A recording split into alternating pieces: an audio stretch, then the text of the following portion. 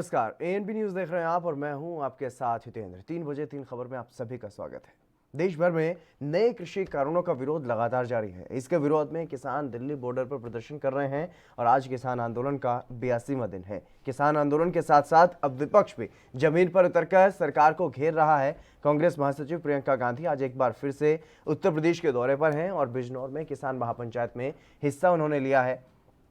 प्रियंका गांधी ने किसान महापंचायत को संबोधित करते हुए ये कहा है कि प्रधानमंत्री नरेंद्र मोदी को 2 बार जनता ने चुना क्योंकि उनसे लोगों को कुछ उम्मीद रही होगी। उन्होंने बार बार रोजगार, किसानों की बात की, लेकिन अब उनके राज में कुछ नहीं हो रहा। प्रियंका गांधी ने यहां पर यह सवाल किया कि 2017 से यहां पर गन्ने का रेट ही नहीं बढ़ा। पीएम मोदी ने किसानों का बकाया पूरा नहीं किया, लेकिन अपने लिए 16,000 करोड़ का हवाई जहाज जरूर खरीद लिए हैं।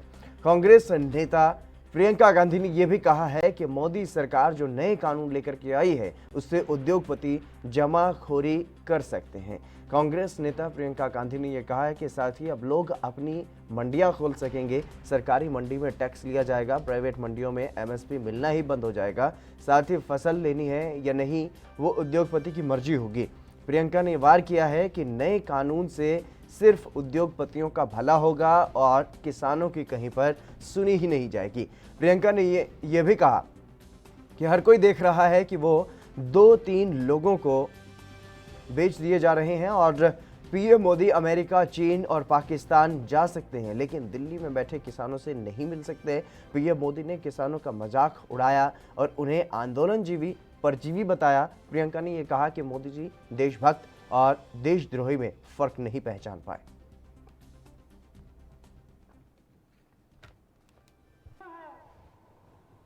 कि उनके राज में ऐसा कुछ नहीं हुआ।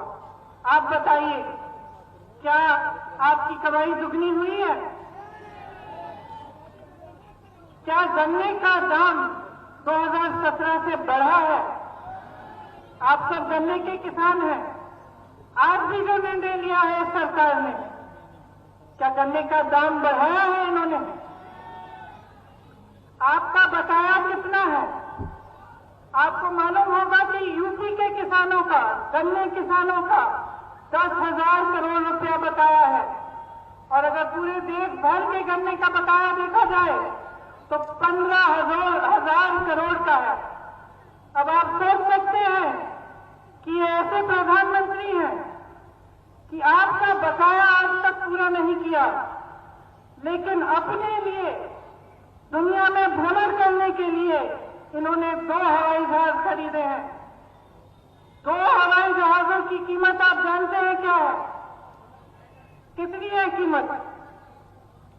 इन 2 हवाई जहाजों की कीमत 16,000 करोड़ रुपए है। एक हवाई जहाज 8,000 रुपए का, करोड़ रुपए का। दूसरा हवाई जहाज 8,000 करोड़ रुपए का। कुल मिलाकर 16,000 करोड़ रुपए के इन्होंने 2 हवाई जहाज खरीदे हैं। उन्हें जमाखोरी करने की पूरी अनुमति दे दी है। इस कानून के जरिए बड़े बड़े खरबपति, बड़े बड़े उद्योगपति कितना भी आपसे सामान खरीद सकते हैं और कितना भी सामान जमा कर सकते हैं। कोई रोक नहीं है, कोई पाबंदी नहीं है। इसका मतलब ये है कि उनकी पूरी तरह से मनमर्जी चलेगी। जब वो जमा करना चाहेंगे करेंगे, जब वो आपको कहना चाहेंगे कि अब हम खरीद नहीं सकते तो कहेंगे, जब आपको कहना चाहें कि आज ये दाम नहीं मिलेगा, आज हम आपको कम दाम देंगे, तो वो भी कर सकते। गुड्डू भारती हमारे संवाददाता हमारे साथ जुड़ गए हैं बिजनौर से। गुड्डू, क्या कुछ जानकारी है?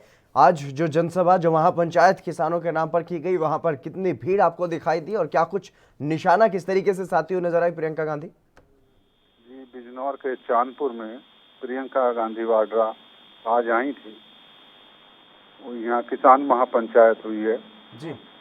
उसमें उन्होंने बीजेपी को सीधा निशाना बनाया, कहा कि ये किसानों के हितैषी नहीं है और उन्हें किसानों ने गन्ने देकर अपने खेत चलाकर स्वागत किया और करीब 30,000 लोग यहाँ उसमें मौजूद रहे। और भी बहुत सारे दिग्गज नेता जैसे नसीमुद्दीन और भी लोग रहे। भारी भीड़ रही जी। सीधा उन्होंने निशाना बीजेपी पे बनाया। हेलो हेलो, तो संपर्क कट गया है, फिर से उनके साथ जुड़ने की कोशिश करेंगे। लेकिन यूपी दौरे पर अब प्रियंका गांधी काफी सक्रिय नजर आ रही हैं यूपी की राजनीति में और लगातार इस तरीके की जनसभाएं कर रहे हैं। खासतौर पर किसानों के मुद्दे पर केंद्र सरकार को घेरने की पूरी कोशिश कर रही हैं। केंद्र की मोदी सरकार और राज्य की योगी सरकार को घेरने के लिए एक बार फिर से बिजनौर में इस बार ये जनसभा की गई और वहां पर प्रधानमंत्री नरेंद्र मोदी पर निशाना साधते हुए नजर आई प्रियंका गांधी। उन्होंने साफ तौर पर यह कहा कि जिस तरीके से गन्ना किसान, क्योंकि उत्तर प्रदेश में सबसे ज्यादा गन्ना किसान है, गन्ने की खेती वहां पर की जाती है, तो ऐसे में गन्ना किसानों के मुद्दे को लेकर के केंद्र की मोदी सरकार पर निशाना साधती हुई वो नजर आई। उन्होंने कहा कि अभी तक गन्ना किसानों का जो बकाया है वो करीब, अगर उत्तर प्रदेश की बात की जाए तो 10,000 करोड़ रुपए अभी तक भी बकाया गन्ना किसानों का है, जो कि अभी तक मोदी सरकार की तरफ से नहीं दिया गया है और किसान भी इस बात को लगातार बार बार उठा रहे हैं। गुड्डू भारती एक बार फिर से हमारे साथ जुड़ गए हैं। गुड्डू, इस बारे में क्या कुछ जानकारी है? उन्होंने किन किन मुद्दों पर मोदी सरकार को और योगी सरकार को घेरने की कोशिश की है वहां पर? उन्होंने कहा कि किसान के विरोधी हैं ये लोग और किसानों की बिल्कुल पालन संसद में भी सुनी नहीं जा रही है। किसानों को जलील किया जा रहा है। किसानों को मोदी सरकार, मोदी जी अपनी अपनी बात, मन की बात कहते हैं लेकिन किसानों की बात नहीं सुन रहे हैं। इतना टाइम होने के बाद भी किसान परेशान हैं। वो सीधे हमके प्रियंका गांधी ने कहा कि आज मैं सीधे किसानों से बात करने के लिए यहाँ चांदपुर में महापंचायत में आई हूँ। किसानों ने बहुत तालियां बजाई और उनका स्वागत किया।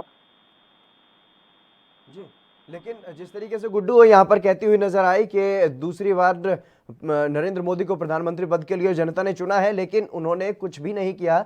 गन्ने की कीमत पर भी वो बात करती हुई नजर आई कि गन्ने की कीमतों को भी नहीं बढ़ाया गया।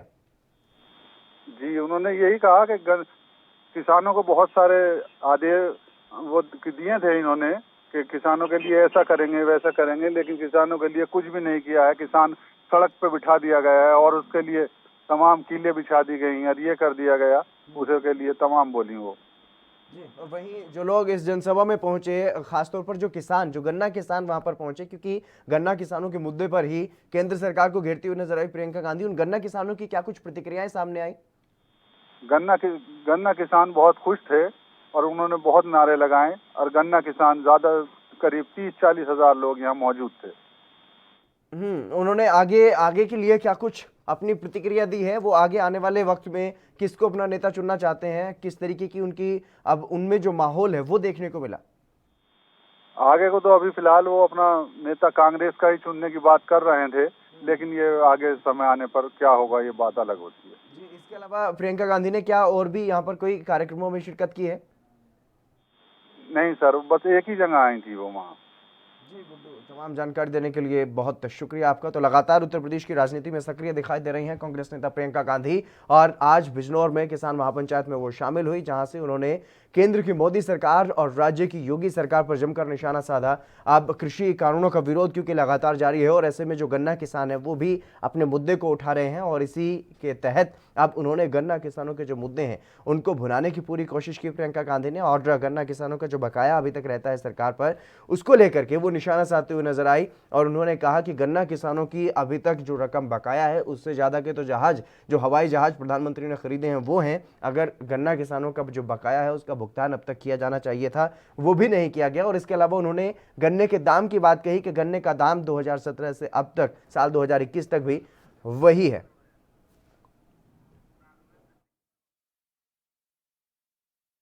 राघवेंद्र सिंह प्रवक्ता है भारतीय जनता पार्टी के, हमारे साथ जुड़ गए हैं। राघवेंद्र जी, आपका स्वागत है एनवी न्यूज पर।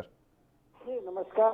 जी राघवेंद्र जी, क्या लगता है उत्तर प्रदेश में प्रियंका गांधी लगातार सक्रिय है और किसानों के मुद्दे पर केंद्र की मोदी सरकार को और राज्य की योगी सरकार को घेरती हुई भी नजर आ रही है? देखिए, ये गांधी परिवार जो है वो उत्तर प्रदेश से अपनी जो है, उत्तर प्रदेश नहीं पूरे देश से अपनी लोकप्रियता खोता चला जा रहा है। वो इन्हीं हरकतों से खोता चला जा रहा है कि इनको इस विषय की जानकारी भी नहीं होती है। लगातार ये देश भर 54 साल 5 दशक से ऊपर इन्होंने शासन किया, लेकिन किसानों के लिए कोई काम नहीं किया। अब ये प्रियंका गांधी और राहुल गांधी या सोनिया गांधी आलू और शकरकंदी का फर्क नहीं बता सकते हैं, लेकिन किसानों की लड़ाई लड़ने के लिए तैयार हैं। हमारे देश के जो किसान आंदोलन चल रहा है उसमें किसान नेताओं ने कहा था मैं राजनीतिक दलों की सहभागिता नहीं चाहता हूं, लेकिन फिर भी इन कांग्रेस के नेताओं ने जो भारत बंद का आह्वान किसानों ने किया था, ये लोग कांग्रेस के झंडे लेकर के प्रदर्शन कर रहे थे। वास्तविकता तो यह है उत्तर प्रदेश में जो अगले वर्ष विधानसभा का चुनाव होने वाला है उसको लेकर के वो अच्छे खासे सक्रिय नजर आ रहे हैं, लेकिन ये लोगों को इनकी जो है काट की हांडी फूट चुकी है। पूरे देश और प्रदेश की जनता इनसे ये पूछ रही है पिछले 54 साल इन लोगों ने किसानों को क्या दिया। भारतीय जनता पार्टी की जब से देश में सरकार है लगभग 1 सैकड़ा काम किसानों के हित में हुए। हम लोग उत्तर प्रदेश में किसान सम्मान निधि से लेकर के सैकड़ों ऐसे काम किए जो किसानों के हित में किए।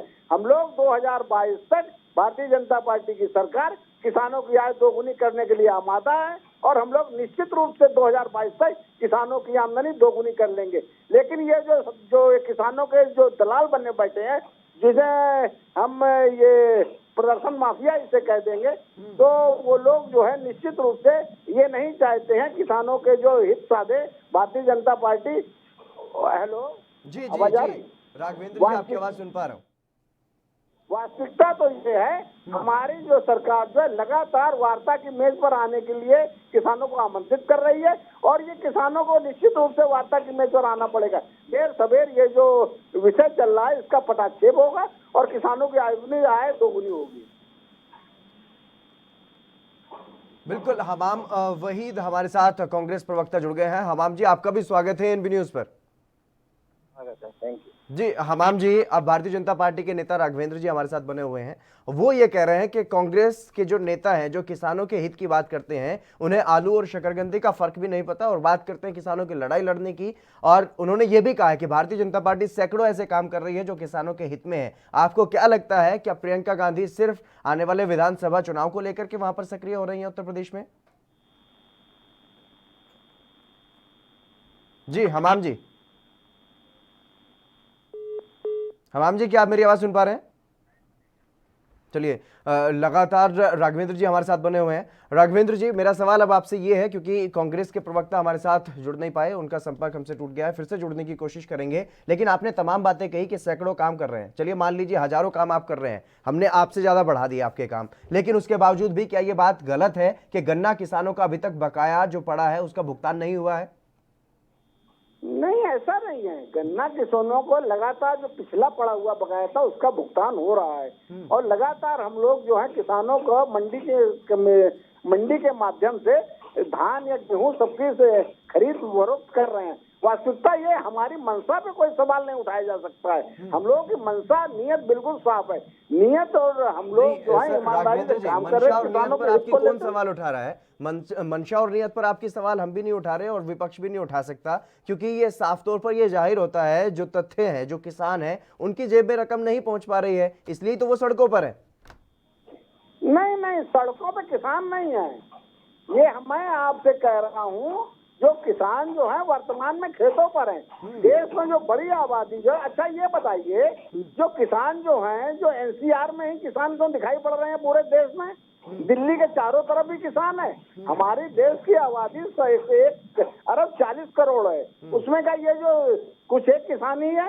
वास्तविकता ये है ये किसान नहीं है, इनमें बड़े पैमाने पर किसानों के दलाल हैं जो वास्तव में मंडियों के। हमाम जी हमारे साथ एक बार फिर से जुड़ गए हैं कांग्रेस से। हमाम जी क्या आप मेरी आवाज सुन पा रहे हैं? जी बिल्कुल सुन रहा हूं। जी हमाम जी, सवाल ये है कि अब जो बीजेपी के नेता हमारे साथ बने हुए हैं राघवेंद्र जी, वो ये कह रहे हैं कि आंदोलन माफिया इन्हें कह सकते हैं जो इस तरीके से प्रदर्शन करते हैं, आंदोलन करते हैं। वो अब एक और नया शब्द जो है बीजेपी के लोग जो है निकाल करके ले आए। जी, ये कोई बहुत हैरत की बात नहीं है, क्योंकि इनके जो बड़े लोग हैं, गुरु हैं, जो इनके सरकार में मंत्री हैं, प्रधानमंत्री तक लगातार किसान के आंदोलन पे अलग अलग टाइप की टिप्पणी कर रहे हैं। जो किसानों को खालिस्तानी बोलते हैं, जो किसानों को दहशतगर्द बोलते हैं। संसद में, भारतीय संसद में, जिस संसद में राज्यसभा में मैं सिर्फ बता दूं कि 40 ऐसे सांसद हैं जिन्होंने अपने प्रोफेशन में खेती किसानी लिखा है, तो वो इस बात की अलामत है कि भारत देश एक किसान प्रधान देश है। लेकिन इस किसान आंदोलन को तोड़ने के लिए शुरू से। ये तो प्रवक्ता जी महोदय जी अभी कह रहे थे कि किसान माफिया हैं, लेकिन इनके मंत्री भी। और अभी कल हरियाणा के एक चलिए बहुत शुक्रिया हमाम जी मेरे साथ जुड़ने के लिए। राघवेंद्र जी आपका भी बहुत शुक्रिया। फिलहाल यहाँ पर रुकेंगे एक छोटे से ब्रेक के लिए, जल्द हाजिर होंगे।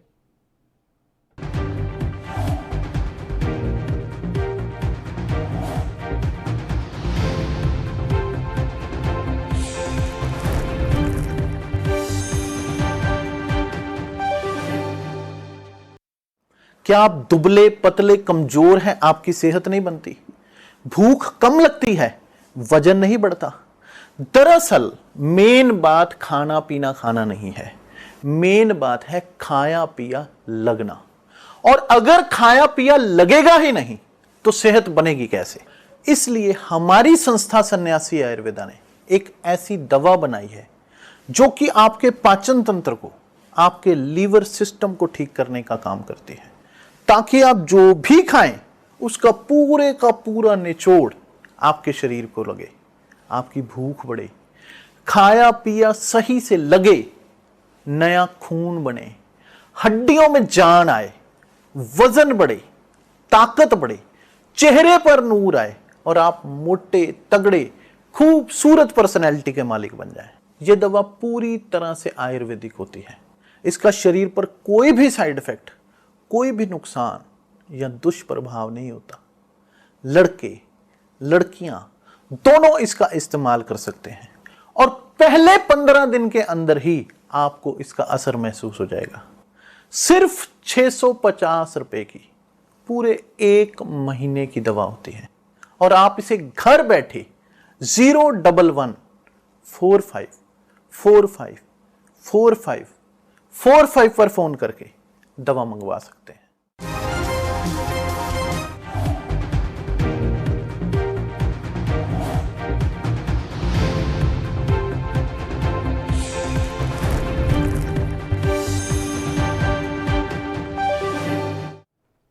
ब्रेक के बाद एक बार फिर से आप सभी का स्वागत है। खबरों में आगे बढ़ेंगे। पेट्रोल डीजल से लेकर के एलपीजी तक के भाव आसमान पर हैं। लगातार 7वें दिन पेट्रोल डीजल महंगा हुआ है और आज घरेलू गैस सिलेंडर के दाम भी बढ़ गए हैं। पेट्रोल डीजल की लगातार बढ़ती कीमतों से लोग परेशान हैं, हलकान हैं। मध्य प्रदेश की राजधानी भोपाल में अगर बात की जाए तो लगातार दूसरे दिन प्रीमियम पेट्रोल 100 रुपये प्रति लीटर की ऊपर की कीमत पर अब बिक रहा है। कीमतों से आम आदमी परेशान है तो वहीं राजनीतिक दल भी धरना प्रदर्शन में जुटे हुए हैं। दिल्ली में कांग्रेस ने खाली गैस सिलेंडर के साथ प्रेस कॉन्फ्रेंस की और मोदी सरकार पर ताबड़तोड़ सवाल भी दागे। सुप्रिया श्रीनेत ने यह कहा है कि मोदी सरकार ने किसानों के साथ बर्बरता करने की ठान ली है। केंद्र सरकार ने चूल्हे चौके में भी महंगाई की आग लगा दी है। पेट्रोल डीजल के दाम 100 रुपए के पार हो गए हैं और रसोई गैस के दाम भी लगातार बढ़ाए जा रहे हैं। एलपीजी सिलेंडर के दामों में 50 रुपए की बढ़ोतरी की गई। कांग्रेस ने ये कहा है कि यह सरकार आपदा में अवसर तलाश रही है, इसलिए ये एक्साइज ड्यूटी बढ़ाते जा रहे हैं। सुप्रिया श्रीनेत ने यह कहा है, केंद्र से ये सवाल किया है कि जब संकट था तो जनता सरकार के साथ खड़ी थी, लेकिन जब कच्चे तेल की कीमत घटी तो उसे लाभ क्यों नहीं मिल रहा। वहीं तेल की बढ़ती कीमतों के खिलाफ ओडिशा में कांग्रेस ने बंद का आह्वान किया है और कांग्रेस ने राज्य में 6 घंटे का बंद किया है। इस दौरान ओडिशा के विभिन्न हिस्सों में बंद का असर देखने को मिला है। सड़कें खाली नजर आई तो कई दुकानें भी बंद रहीं। कांग्रेस कार्यकर्ताओं ने कई जगहों पर रास्ता जाम किया, ट्रेनें रोकी। भुवनेश्वर के सत्संग विहार में कांग्रेस के बंद से सड़क के दोनों तरफ सैकड़ों वाहन फंसे रहे। प्रदर्शनकारी कांग्रेस कार्यकर्ताओं ने कटक, बालासोर, भद्रक और संबलपुर में वाहनों की आवाजाही को रोक दिया, लेकिन एम्बुलेंस, दुग्ध वाहन और न्यूज़पेपर और परीक्षार्थियों समेत आपातकालीन सेवाओं को बंद करने के दायरे से बाहर रखा गया।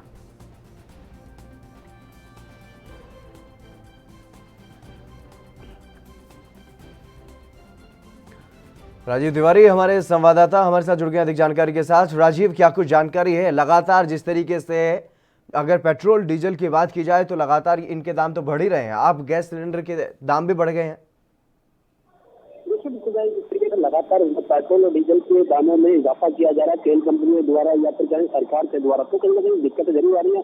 मगर अब जब एलपीजी सिलेंडर से ही दाम बढ़ा दिया जाए, वो भी 50 रुपए एक साथ, तो कहीं ना कहीं सोचिए घर की जो रसोई है वो किस तरीके से चलेगी, क्योंकि जिस तरीके से जनता चाहती थी तो राहत मिले, क्योंकि कोरोना काल के अंदर, लॉकडाउन के अंदर सब कुछ घर बैठे हुए चल रहा था, कहीं ना कहीं नौकरियां भी नहीं थी, जॉब भी नहीं थी, यहाँ तक इनकम सोर्स भी नहीं था। उसके बाद जब आने को लगा तो कहीं ना कहीं उम्मीदें लगी थी कि सब कुछ दोबारा से पटरी पर आएगा, मगर कहीं ना कहीं जॉब चली गई लोगों की, बिजली ठप हो गया, यहाँ तक कि कमाने का जो साधन था वो बिल्कुल चला गया। मगर जब बात करें जब सरकार से कुछ उम्मीद लगी तो फिर सरकार ने कहीं ना कहीं पेट्रोल बजट पेश किया, बजट के अंदर कहीं ना कहीं पेट्रोल डीजल के दाम बढ़ा दिए गए। उसके बाद में अब लगातार कंपनियां पेट्रोल और डीजल के दामों में इजाफा कर रही है, तो कहीं ना कहीं दिक्कत जरूर है। मगर सरकार कहीं ना कहीं जनता को राहत देने की कोशिश कर रही थी, वो राहत अब जनता को मिलती नजर नहीं आ रही है और कहीं ना कहीं जनता परेशान होती नजर आ रही है। यहाँ तक कि हमने तो जनता से बात करने की कोशिश की तो उनका जो गुस्सा था वो कहीं ना कहीं मीडिया पर भी कई बार उतरता है। इसी करके वो कहते हैं कि मीडिया ही ऐसा माध्यम है जो जनता तक, सरकार तक आवाज पहुंचाती है, मगर कहीं ना कहीं सरकार भी सुन नहीं रही है, तो इसमें मीडिया क्या कर सकता है। मगर जिस तरीके से लगातार कहीं ना कहीं जो जनता का गुस्सा है वो सरकार के ऊपर फूटता नजर आ रहा है। कहीं ना कहीं सरकार जो है वो जनता के बारे में सोचे तो कहीं ना कहीं जनता को राहत मिल सकती है, मगर अभी राहत मिलती नजर नहीं आ रही है। जी राजीव, क्योंकि जब बजट पेश किया गया तो केंद्र सरकार की तरफ से वित्त मंत्री हो या फिर कोई और मंत्री हो, सभी की तरफ से ये कहा गया था कि अतिरिक्त बोझ जो है वो आम आदमी पर नहीं पड़ेगा, आम लोगों पर नहीं पड़ेगा, लेकिन यह आम लोगों पर ही बोझ पड़ता हुआ दिखाई दे रहा है।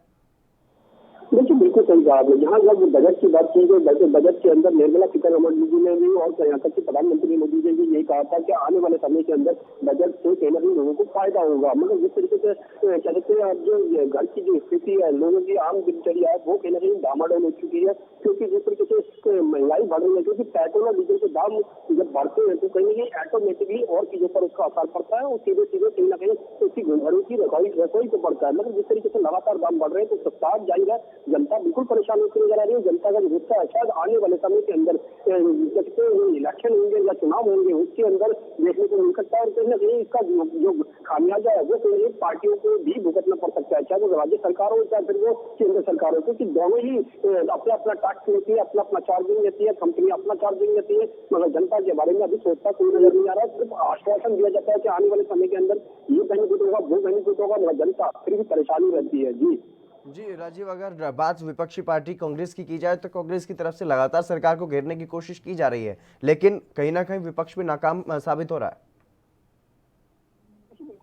यहाँ पर एक चीज समझ कि बेशक विपक्ष जो है सरकार को घेरने की कोशिश कर रहा है, मगर उनके यहाँ पे मुद्दे होते हुए भी वो कुछ नहीं कर पा रहे, क्योंकि जनता को राहत चाहिए और राहत मिलता नजर नहीं आ रहा है। चाहे वो महंगाई के मुद्दे हो या कृषि कानून को लेकर हो या फिर किसी और तरीके से हो, विपक्ष लगातार सरकार को घेरने की कोशिश कर रहा है, मगर सरकार जो है वो तक से मच नहीं हो रही है, ना ही जनता को राहत दे पा रही है। सिर्फ इतना कहा जा रहा है कि सरकार के द्वारा के आने वाले समय के अंदर बेनिफिट होगा, आने वाले समय के अंदर ये फायदा होगा, मगर वो फायदा ग्राउंड लेवल की बात करें या मिडिल क्लास की बात करें तो वहां अब तक बिल्कुल भी दूर तक कुछ नजर नहीं आ रहा है।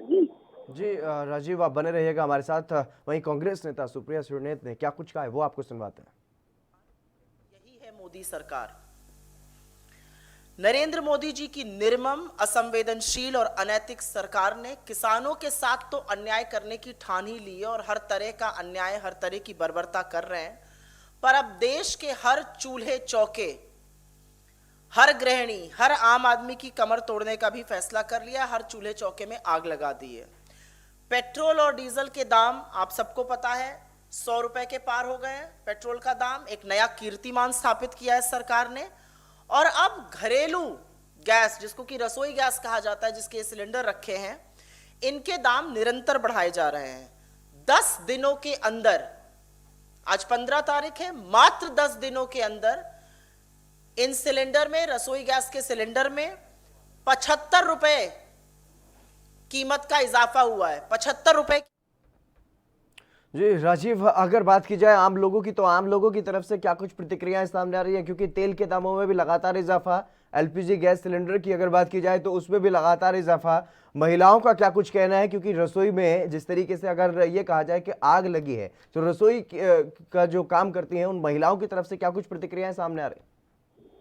देखिए जिस तरीके से लगातार जो पेट्रोल डीजल के दाम बढ़े हैं तो कहीं ना कहीं हर चीजों में दाम बढ़ते हैं। जब रसोई की जो गैस है यानी कि उससे भी कम से कम 50 रुपए जो बढ़ा दिए गए हैं, वो कहीं ना कहीं अब जनता नहीं बल्कि घर की जो महिलाएं होती हैं वो तक परेशान होती नजर आ रही है, क्योंकि घर की महिलाएं ही रसोई को संभालती है और रसोई के लिए ही व्यवस्था करती है। मगर जिस तरीके से उनकी जो व्यवस्था है वो भी डामाडोल हो चुकी है। जो महिला का गुस्सा है वो कहीं ना कहीं आम लोगों को होता है और कहीं ना कहीं उसका असर भी कहीं गुस्सा जो है वो परिवार के ऊपर भी निकलता है कई बार, तो क्योंकि जब खाना कम मिलता है और कहीं ना कहीं जो रसोई की उसकी जो पूर्ति की जाती है वो कहीं ना कहीं अब बिगड़ चुकी है और कहीं ना कहीं सरकार से कुछ उम्मीदें थी वो उम्मीद पूरी नहीं हो रही है और कहीं ना कहीं महिलाओं का गुस्सा भी सरकार की तरफ देखने को मिल रहा है, क्योंकि सरकार जनता के बारे में नहीं सोच रही है, जनता परेशान चल जा रही है, चाहे वो महंगाई के मुद्दे से हो या फिर एलपीजी के मुद्दे से हो, तमाम मुद्दे जरूर है सरकार के पास, मगर सरकार जनता के बारे में नहीं सोच रही, सिर्फ कुछ कंपनियों के बारे में सोचा जा रहा है, क्योंकि कई कंपनियां अपना बेनिफिट देख रही है, सरकारें अपना बेनिफिट निकाल रही है, राज्य सरकारें अपना बेनिफिट निकाल रही है,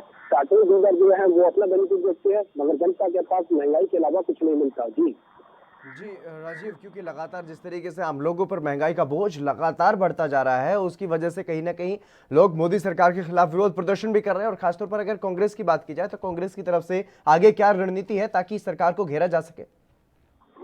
देखिए बिल्कुल जिस तरीके से कांग्रेस की बात करें तो कांग्रेस के पास बिल्कुल मुद्दे हैं, क्योंकि ये लगातार इनके पास मुद्दे मिलते चले जा रहे हैं, क्योंकि वो कृषि कानून को लेकर भी कहीं ना कहीं प्रदर्शन करते नजर आए थे, किसानों की आवाज उठाते नजर आए थे, मगर जब महंगाई का मुद्दा ही इतना बड़ा मुद्दा मिल चुका है तो उसको भी कहीं ना कहीं आपसे ध्यान देना नहीं चाहिए, मगर कहीं ना कहीं सरकार के ऊपर इतना प्रेशर नहीं डाल पा रही है विपक्ष जो है जितना होना चाहिए, क्योंकि अगर विपक्ष के पास इतने बड़े मुद्दे हैं तो कहीं ना कहीं सरकार को घेरना चाहिए था, वो सरकार अभी भी घेरती नजर नहीं आ रही है और कहीं ना कहीं विपक्ष की आवाज जो है शायद वो दबाई जा रही है और जनता जी को बिल्कुल परेशान होती नजर आ रही है, क्योंकि जनता चाहती थी वो राहत नहीं मिल पा रही है और शायद आने वाले समय के अंदर भी शायद जो 3 कंपनियां हैं वो इसी तरीके का इजाफा रखेंगी और कहीं ना कहीं दिक्कतें जरूर आएंगी जनता को। जी राजीव, तमाम जानकारी देने के लिए बहुत शुक्रिया आपका।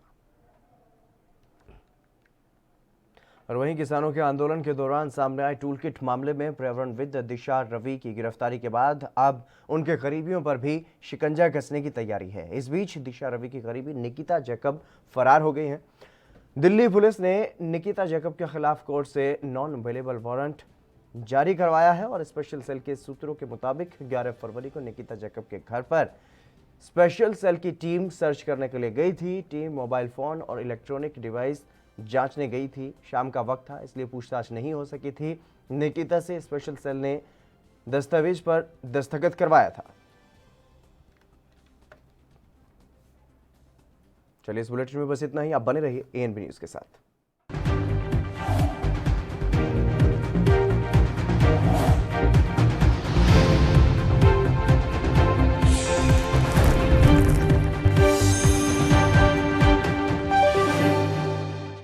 क्या आप दुबले पतले